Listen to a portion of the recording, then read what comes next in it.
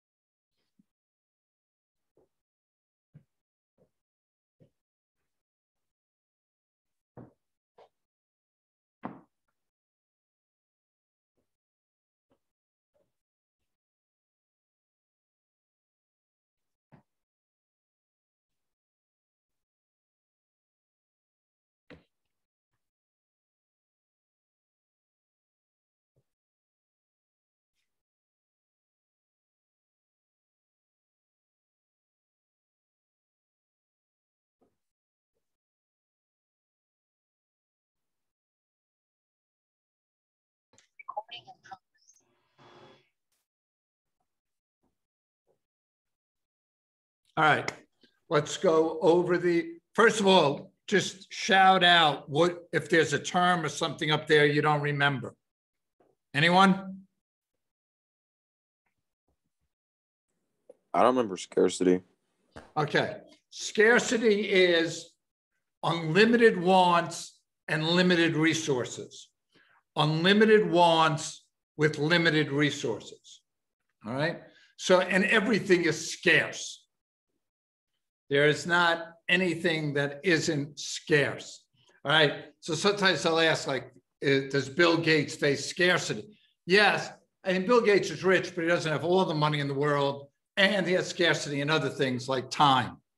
All right. So again, scarcity, unlimited wants, limited resources. Anything else here people don't remember or might not have been on it when we went over it?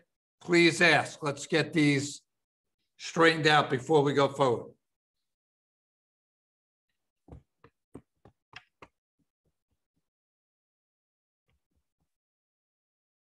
Everyone's good? All right.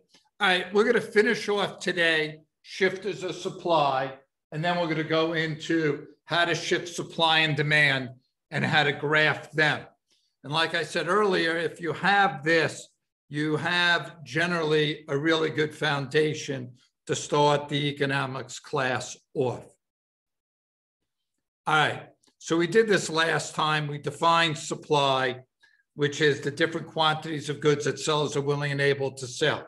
So we did this. I'm just putting it up as a quick review. And then the law of supply is as prices go up, quantity supplied increases. And that makes sense because as prices go up, suppliers make more profits, and therefore they want to supply more. Today, we're going to, later on, see how that affects demand also, because there is, like, as prices go up, we know the law of demand, quantity demand decreases. So we're going to see how that looks. But right now, we're only thinking of supply at this second. All right? And then just to remind you, rat nest, which is the 7 determinant, these are the only things that shift supply. All right. Price does not shift supply. All right. So resource prices. What are we? Like I'm wearing this shirt. Anything that costs making this shirt is a resource price. Labor, resource price. Cotton, resource price. Oil is a resource price because it's probably used to ship the shirts from one place to another. Alternative production. You have a factory, you can make shirts or you can make jackets. You're going to make which one's the most profitable. T is technology. N is number of sellers. Right, there was that definition of subsidy. Remember, subsidies, well, I'll say it when we get there. E is exportation and rat nest. S is subsidies, which usually shift supply right. And then you have taxes, which usually shift supply left. Because subsidy is giving me $1, say, for every shirt I make. So that increases my profits. So I want to make more shirts. Taxes is an excise tax, which means I got to pay a tax on every shirt I make, making my profits less. Therefore, I supply less. All right, any questions on the shifters?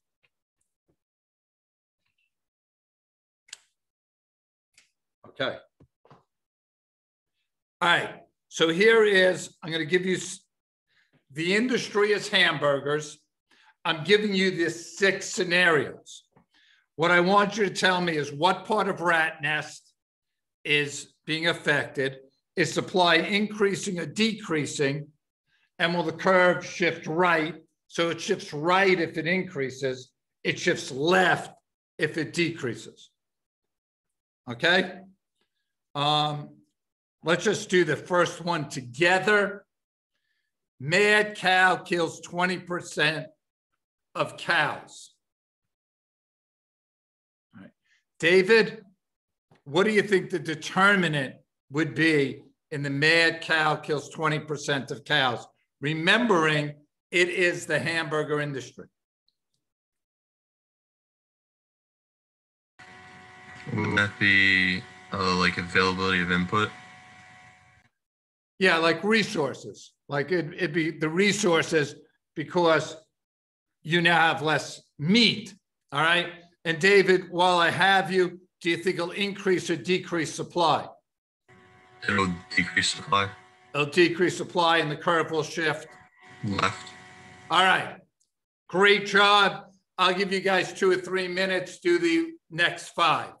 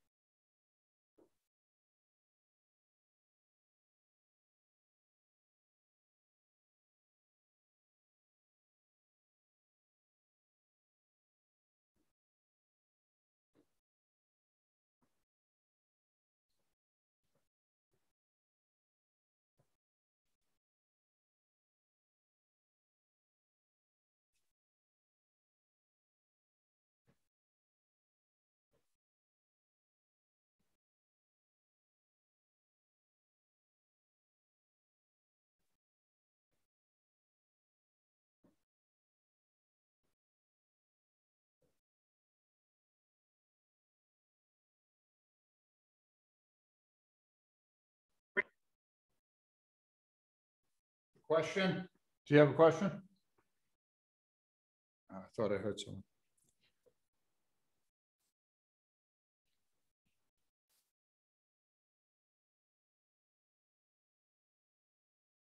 All right. Let's look at these. All right. Daniel, mad cow kill. No, we did that one. Price of burgers increased 30%. Daniel, what's the shifter? I believe the shifter is well, just like the price of the burgers. All right. Like, is the price of burgers what on rat nest? All right, let's just go back here for a second. Which of these 7 would you call that as a shifter? well, it's increasing the price of the resource, so it's number 1 probably. Hold it. Is it? Is the hamburger a resource? I mean, oh. I mean, the hamburger is the product, right? Right. It's not what makes the resource, is anything that makes the product. Right, so it just wouldn't determine anything. It wouldn't shift at all. Correct. It wouldn't shift at all. What it would do is slide up the supply curve. So it would be more like this. So if that's your supply curve, say if hamburgers were here, now you would slide up to here. So quantity supplied would increase, but remember, for supply to increase, the whole curve would have to shift. Okay, any questions on that? Those are the ones they try to trick you on with price. Anyone have a question? All right. Ryan, government taxes, burger producers. The determinant, the shifter is the increase in tax. Correct. Will supply increase or decrease? Supply should be the same. It's just the cost and tax of a burger. All right. Supply is going to decrease. And the reason why is if you tax, because you're taxing the producer. So therefore, I am making less money every hamburger I make. So therefore, I'm going to supply less. Does that make sense, Ryan? Makes sense. Okay. All right. And supply would shift left. All right. Now I'm going to the other Ryan's iPhone. Restaurants can produce burgers and or tacos. A demand increase causes the price for tacos to increase. So Ryan, on your iPhone, which are you going to make more money from? Making burgers or tacos? Mr. Bristler, I'm driving right now. I can't actually, I'm just listening in. Okay, that's fair enough. All right, Will, what do you have for number 4? That the shifter of supply is alternative production. Correct. So the supply of burgers decreases and the graph would shift left. Okay, the supply of burgers decrease because if the restaurants could sell burgers or tacos, it's going to sell tacos. Good job. That was a tricky one. Drew, number 5.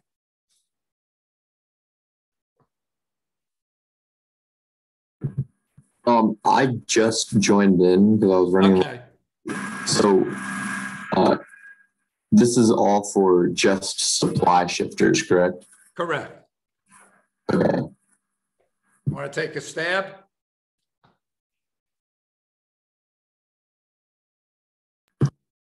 I would. I'm pulling up my notes from last week right now to remind myself of all the Okay. supply Here. shifters. So it might be better to hand it off to someone else. Okay. Let's see who we have. Charles, do you want this one? I don't know if I'll be able to answer it correctly. Well, let's see what you're thinking right now, and then we'll fix it. If it's wrong, what do you got? It's number 4, right? 5. Oh, 5. Wouldn't that increase supply? It would increase supply. The shifter would be technology. And which way would the curve shift? It'd shift to the right. Correct. See, more confidence in yourself. You nailed that one. All right. And anyone want to just yell out what they think would happen if minimum wage increases to $10?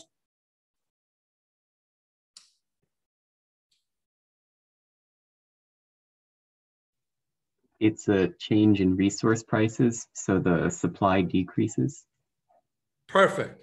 It's a change in resource prices because it's an extra cost to make the shirt because minimum wage increases, supply decreases and shifts to the left. Good job. Any questions on any of these? Okay. Let's see what we got in store. All right. Yes. Supply and demand. We're putting it together. It's like love and marriage. It's unbreakable. Supply and demand. So here we go. We got demand, supply schedule. You got price, quantity. And you start off with the X, downward sloping demand, upward sloping supply. All right. So every graph or every supply and demand graph starts off like this. Where supply intersects demand, we call that the equilibrium. Meaning at $3, people want to supply 30 shirts and people demand 30 shirts. So it is the sweet spot. Okay? So that is called the equilibrium price and quantity. All right? Again, supply upward sloping, demand downward sloping, price quantity, SD, you don't have to write supply and demand, you don't have to write price, PQ, and there you are. Okay? All right. There's your price, $3.30.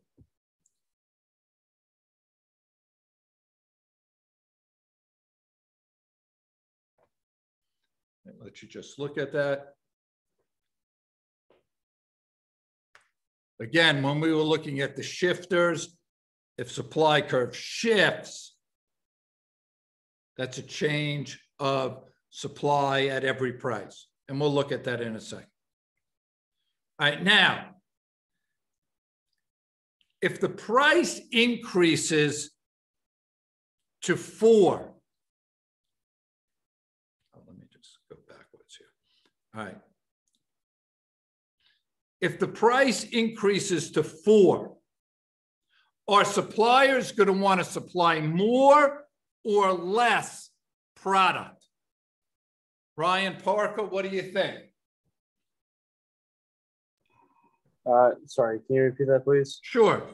If the price increases to 4, Okay. are suppliers going to want to supply more shirts or less shirts? They're gonna want to supply less Why? because if it costs more, it makes no sense. Hold it for a second. They're charging $3. Now they're charging $4. The cost didn't change. The price to the consumer changed. Okay.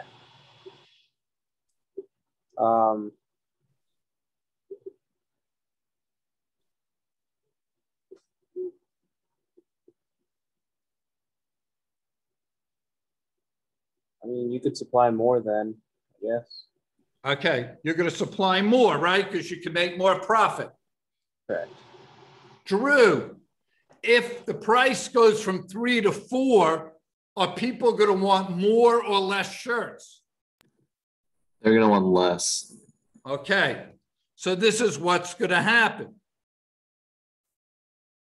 If the price changes and we're not at the equilibrium, quantity demanded is going to be less, quantity supply is going to be more. So we're going to have a surplus of goods, right? Because suppliers are going to supply 40 shirts and people are only going to want to buy 20. So I'm going to have like 20 extra. So anytime you're above the equilibrium, the price goes above the equilibrium, you will always have a surplus, meaning you'll supply more than people want. Now, who would tell me in the real world what's going to happen if I have these 20 shirts that no one wants to buy at $4 a shirt? Throw them on a supposed clearance. People think they're on sale. They're going to buy them and you steal my profit. Right. So you're going to sell them probably at $3. So the price will go down till you get to that equilibrium where you sold all your shirts. Okay. Good job. All right. So there's your surplus, right? Because quantity supplied is greater than quantity demanded. The surplus, you'd go where supply, like I said, is 40 shirts. Demand is 20. So the surplus is 20. You take the 40 minus the 20. Okay. Now, let me draw the numbers in here because it'll make it easier. Charles, could you tell me the surplus at $5?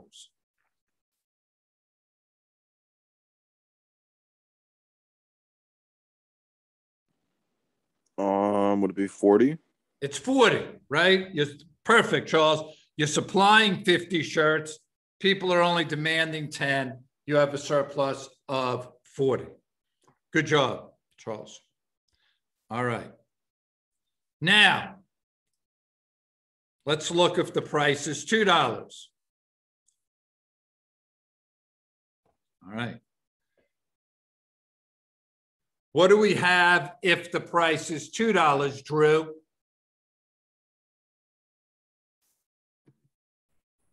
Then the consumer demands more than they have.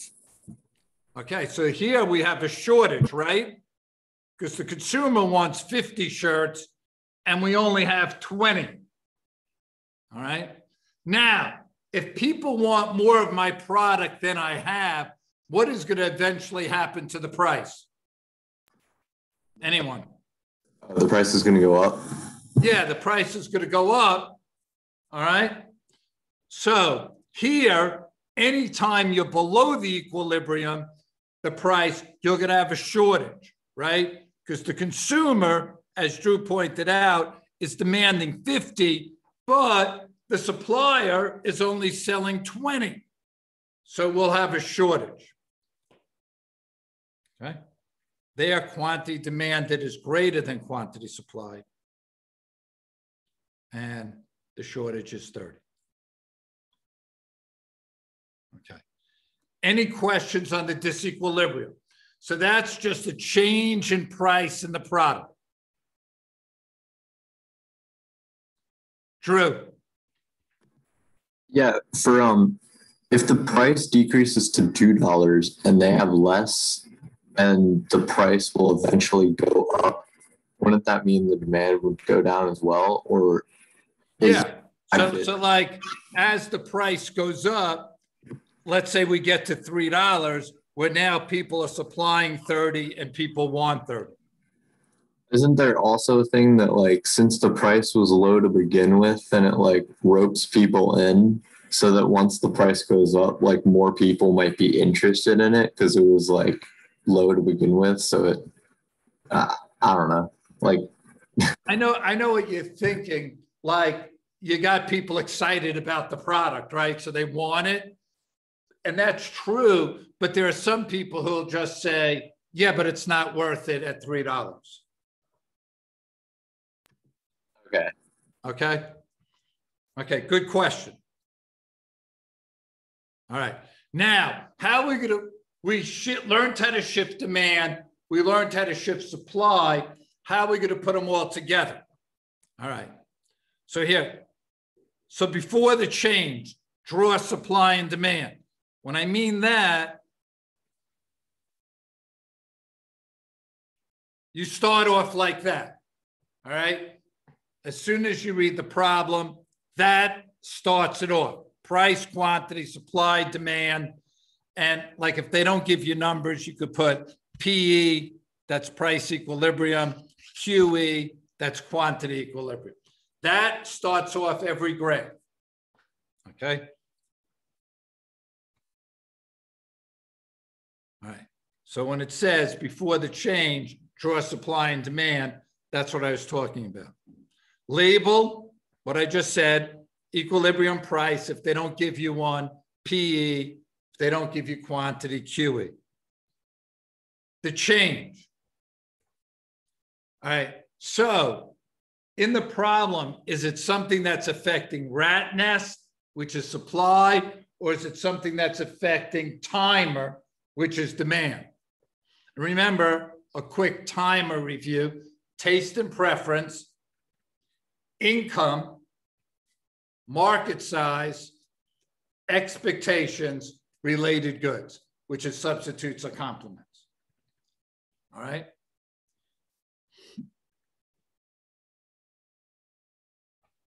Which determinant causes the shift? Again, rat nest or timer. And does it increase demand or decrease demand? And if it's a supply, does it increase or decrease supply? And then after change, you label the new equilibrium. What happens to price and what happens to quantity? Okay? So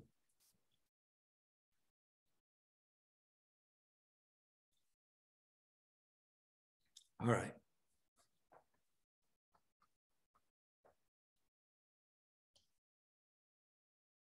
Price of sushi increases. Let's just do this first one together. Maybe we'll do them all one at a time. So how am I going to start? I'm going to start every one same way.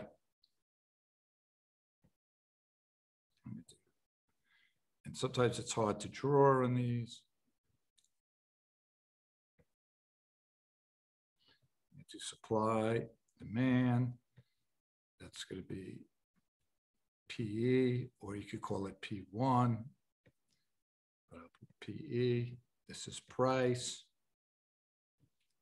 and this is QE, okay? All right, so that's before the change.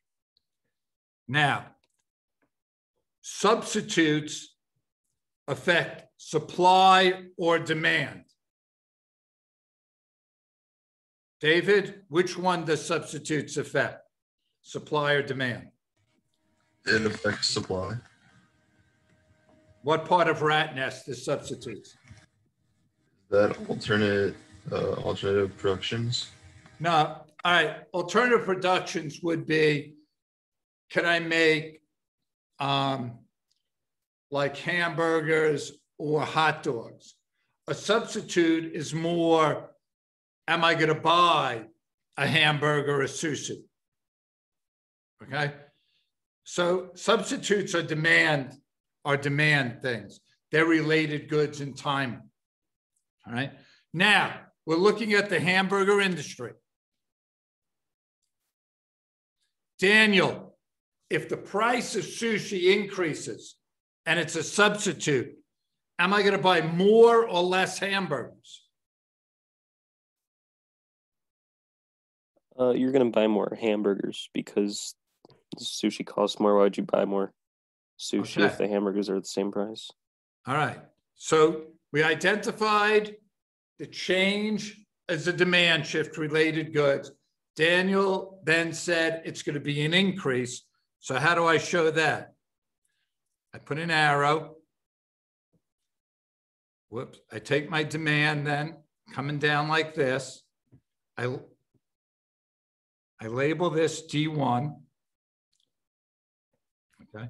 And then it says new price and quantity. So then here's my new equilibrium, P1. Okay. What happened to price from the original price? It increased, right? Then I go down to Q1.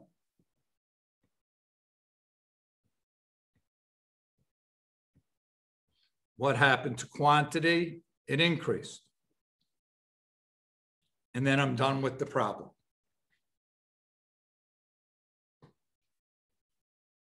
Any questions?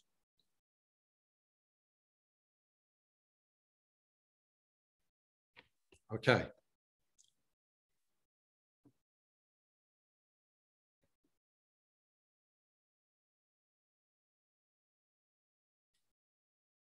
All right. Let's go. Where is?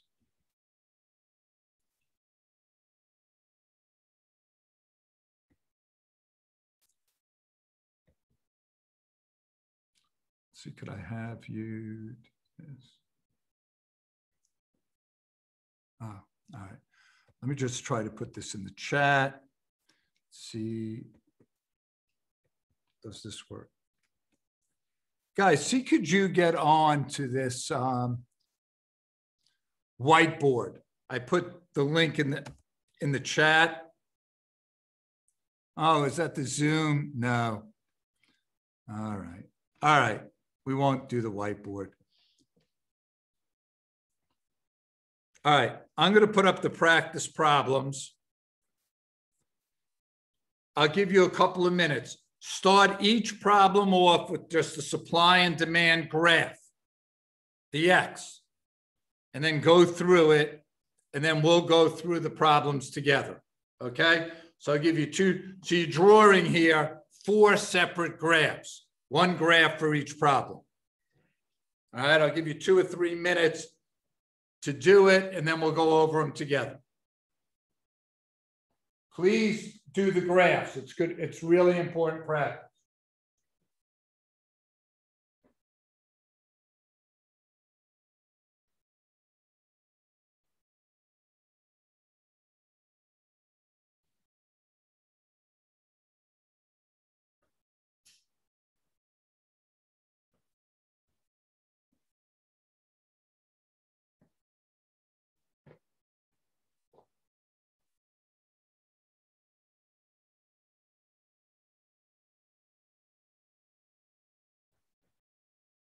Oh, you need to see the problems.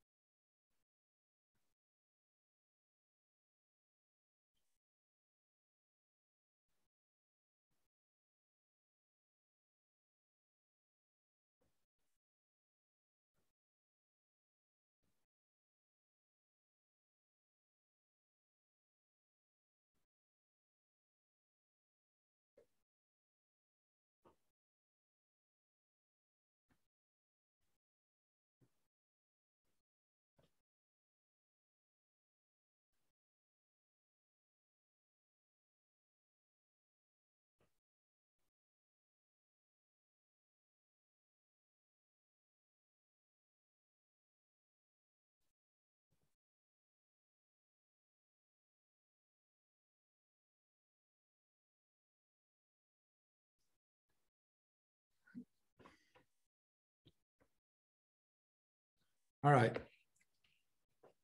Let's take a look at these, see how they're going. All right. New grilling technology cuts production time in half. Charles, is that a supply or a demand shifter? Supply. And is the supply curve going to shift right or left? Right. Okay, excellent, Charles. So there's where you're great. Now you could have used I use P1 here, and Q1, PE and QE is obviously good. And then you just shift supply to the right. All right. And at every point on the supply curve, you're supplying more than you used to. All right. Any questions on that?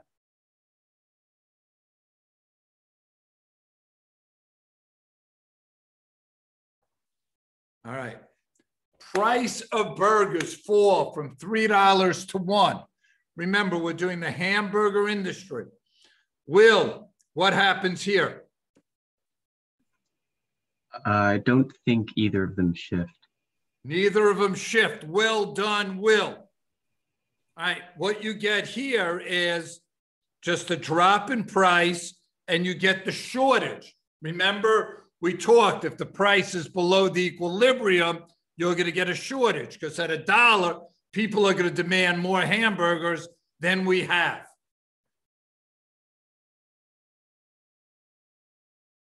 Any questions on this one?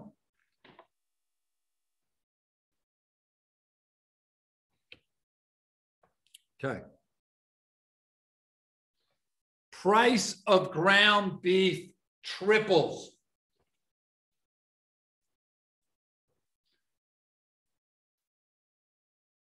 Drew, what's going to happen in this? Supply or demand?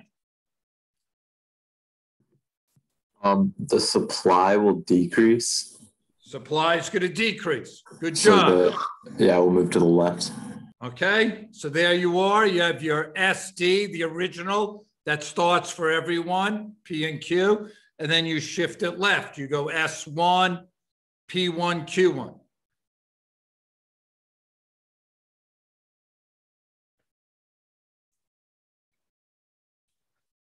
Human fingers found in ground beef.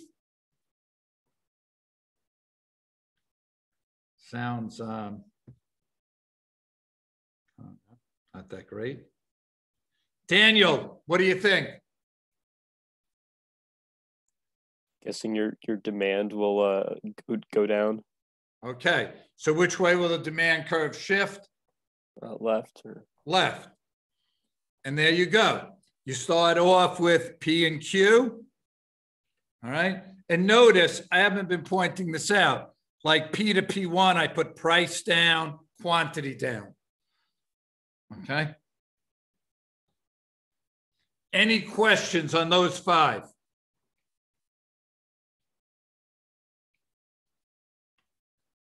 All right. We're going to do consumer surplus.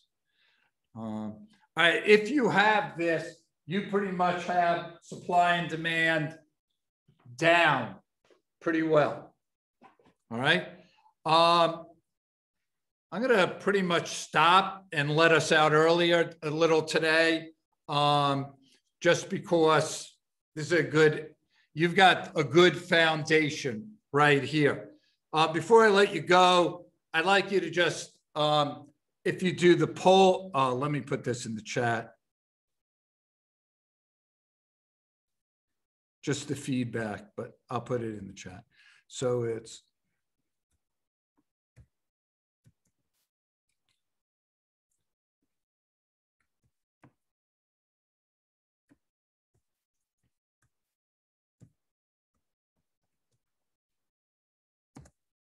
okay. If you guys could link on to that, I put it in the chat and just answer this. There'll be like 3 questions, but.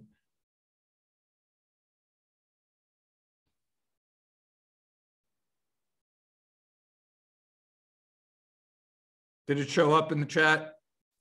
Yeah, okay.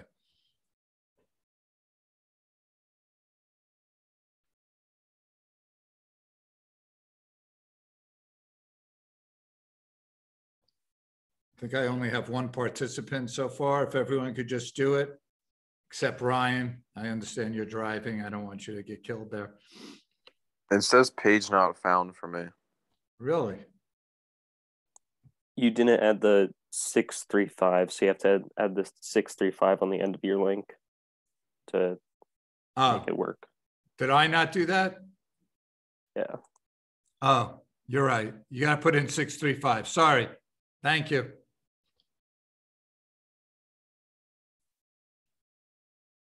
So it says Phil Bressler, it's 635 follows.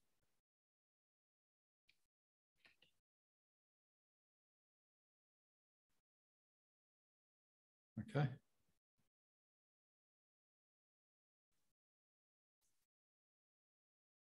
All right. Second thing. Any questions on anything we've done either today or the reviews? If there's no questions, just put NA, but not applicable. If you have questions, please just jot them down.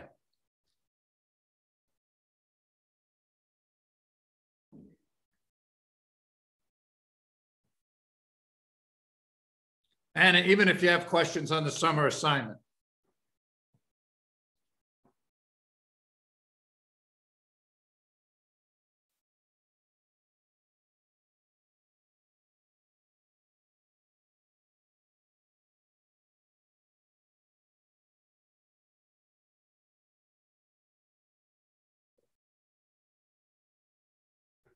All right. And then last but not least, any suggestions you have? You guys give the best suggestions. So any suggestions you have, please jot them down. Mr. Bressler, I just have a quick question. Sure. I actually didn't print out the like the outline today, but when we're like in school, will you have them like printed out for classes or? Yes. Okay. In school, when you walk in, there'll be like a drill, which is usually a released AP question. Like, so that will do as a drill. And then there'll be the outline sheet for the class printed out for you. Okay, thank you. Yeah, you won't have to print them out. Okay, any suggestions? Again, if you don't have any, not applicable. If you do, fire away. And by the way, even though there might be a way for me to determine who does this, I have no technology skills. So I have no idea who's saying what. So just feel free to put down whatever you want. And again, NA if you have no suggestions.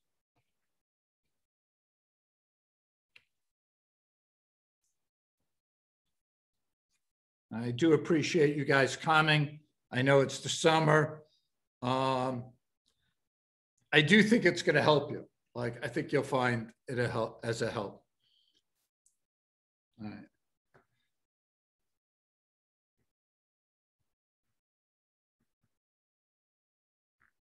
I'll just give people, in case they're jotting something down, that takes a couple of words.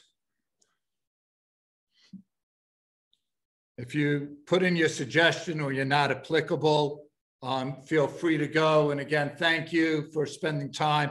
I'll have this recording. All 4 summer sessions have been recorded. They'll be on YouTube and you'll be able to get to look at them. Last thing for you guys, if you give me a rough draft by July 31st, I will tell you what you need pretty much to get a perfect score on your notes. All right. Which, would be like 30 out of 30. So that's a good start. All right. Otherwise, guys, have a great rest of your summer. I'm excited. Look forward to seeing you first day of school. Take care. Thank you, Mr. Bressler. Thank you. Mr. Russell, I just have one quick question about this. Sure. Yeah, go. What's like is there like a target page count or like word or something? You mean for your notes? Yeah. So like if we get to a point where we think that we have, like accurately filled in the notes and have all the information we need, then it should be all good. Yeah, the notes are really for you. All right. So my kind of guideline would be, if there was an open book test, which there won't be, but if there was, would my notes and what I know get me an A? If it would get you an A, then you've done a good job with your notes. The only thing I would say that you definitely should put in are the two graphs, which are the production possibilities and the circular flow. Did that help you at all, Drew? Yeah, it did. Thank you. Okay. All right, guys. Take care. Have a great summer. Thank you, Mr. President. It's going way too fast.